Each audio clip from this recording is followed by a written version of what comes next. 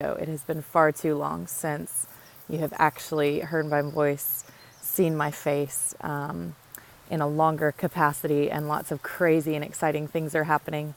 I want to invite you to my lovely wooded oasis, haven, safe place, stripping away in the middle of Scotland. Well, not middle, I guess we're in the south coast.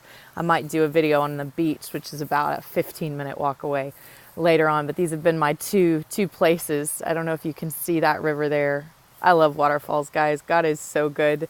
Whenever I'm standing beside a river and you just hear that constant rushing. So I hope it's not distracting as I'm updating you, but I thought it would be fitting to be standing in the midst of all the green, because that's a lot of what God's been talking to me about lately, just new life and new seasons, about singing songs of joy with Him, about jumping into new things. And I'm sure if you have seen anything that I've posted in the last few months, you understand that there's a lot of new crazy things happening. That's probably been the word of 2018. If I could let you in on that, I hear it. Just so many different people talking to different bases, talking to people from local churches. Crazy has been the word of the year, that new things are coming, that different things are coming, that it's not the normal kind of status quo and the way we've operated and the way we've done things. And to the point where it's causing me to ask a lot of questions of like, God, I don't really know if this is you. I don't really know if this is the way it should be done. This isn't the wisest. This isn't the best. I wouldn't suggest this to people. But in the midst of that, asking for a supernatural trust and a supernatural dependence and a decisions year.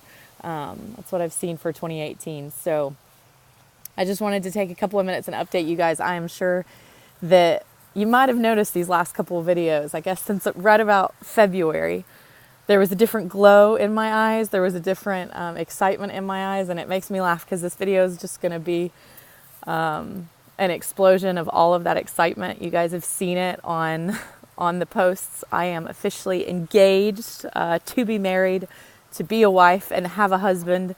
This is insane. And God is insane beyond the crazy.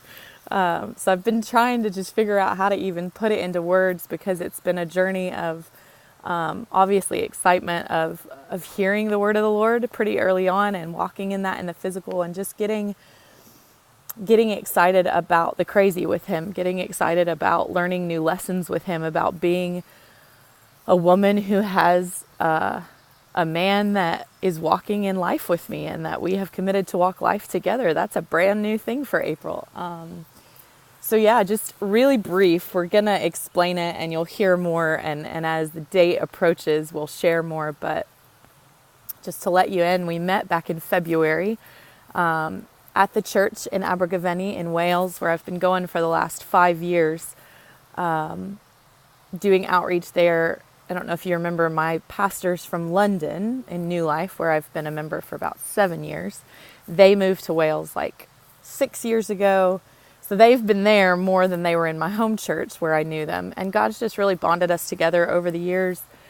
Just shared vision, shared heart, really just loving to go and serve them. And the first time we went, taking YWAM teams at least once a year, and seeing so much breakthrough, seeing so much fruit, seeing so much opportunity in the middle of Wales, to learn about spiritual warfare, to learn about the Father's heart, to learn about discipleship, and just so many of the things that have been in London and with leadership, and so much of how I'm built with discipleship and intercession and training and teaching. And yeah, it's been an amazing 5 years going, and God spoke so clearly. And these last 5 years trying to figure out what it would look like to plant a base or to serve, or am I supposed to go and work with the local church? Am I supposed to even live here? Am I coming alone? Am I coming with a team? And just walking through that, sharing that heart with leaders, and just realizing it hasn't been the time. And so holding that and really putting it at the cross and being like, I don't get it. I'll continue to serve in London. And this year when I went in February, it was a whole new world. And actually, to be honest, this year when I went in January, God spoke about 2019, being the transition year. I got to go there when my folks were over from the States for Christmas. We went for a few days, and God really spoke that 2019 would be the year of transition to Wales. And so when I went in February, the first night we're there, God starts talking to me about this man. His name is Stuart. Pretty sure you've seen him and seen his face on profile pictures and such. But basically, all week he just starts saying, what do you see in this man? What do you think of this man? And guys, let's be honest. I'm like, what do you mean, what do I think? He's in Wales and I'm in London. Like, what do you mean, what do I think? And it was just this journey, not giving too many details, this journey through the whole week of God saying, do you want him?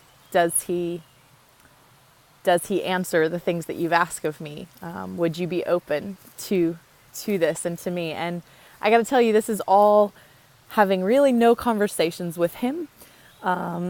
Conversations in the ministry sense, because he's an elder in the church and he was representing youth and he was around, but just from watching and observing him, which really cracks me up, because I think that that's the way that God has moved with me to protect me and to walk me in, and just seeing that the same thing was kind of happening for him through the week. So the day before our team left, Tuesday, we went to coffee at a local coffee shop, and I kid you not, within that hour, God just really confirmed that, like, this is it and this is what he has. And we were both kind of sitting across from each other, basically just sharing our stories of how we got to the UK, our stories with Papa, our stories. And they are both full of God's favor, full of God's crazy, full of the Spirit, full of a love for intercession and worship. And just as I talked to him, I felt like I had known him for years. And so basically, from that Tuesday, we kept chatting and kept getting to know each other actually in the physical, because that kind of spiritual reality had been entered into, I guess.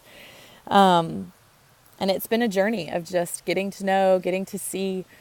He came down to London for a few weekends, and then in May I got to go to Wales and just being released to go and discover, is this actually what I would want, and is this actually what God's saying?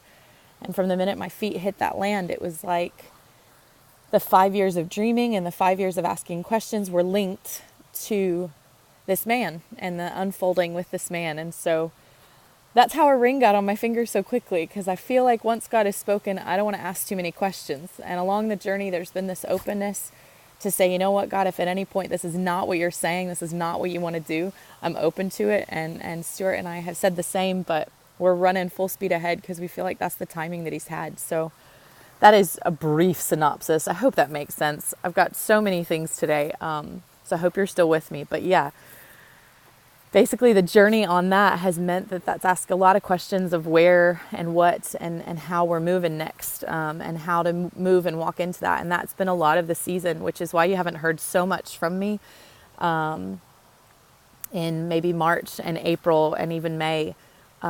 Just really been trying to seek God and see what it meant that this entire shift is happening in life. Does he come into YWAM? Do I go to Wales? How does YWAM fit in the future? What is ministry going to look like?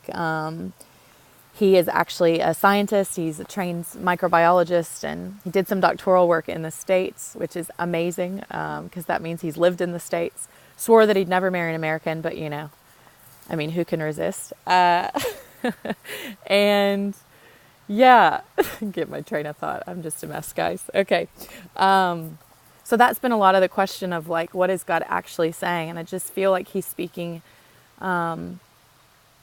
pretty clearly about this season of really laying down Youth with a Mission and laying down what that ministry looked like in London and what it looked like for April being April, being single and capable leader, and just really sensing that God is asking to lay that down for a season and trust him with whatever the beyond with YWAM will look like. But there's really this shift of knowing that ministry is not going to stop in Wales, knowing that there's a lot of doors there for ministry. And so I've just been asking God what that ministry will look like. And the church in Wales is super excited, Gateway Church, to bless and to release whatever God wants to do in evangelism and discipleship and worship and intercession and a lot of the same things that I've been doing.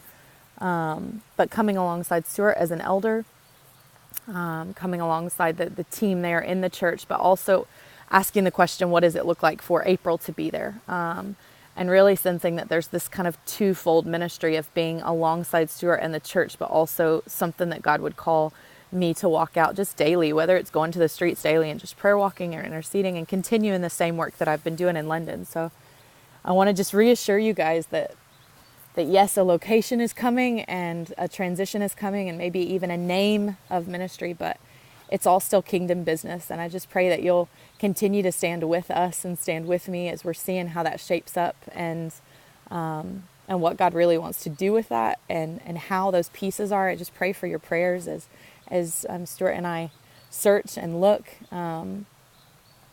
for what that way ahead is. And the minute we know, I'll let you know and keep you updated. So that's kind of the whirlwind of this last season. And just a couple fun things. I really hope you're still with me. I'm sorry it's so long, but hey,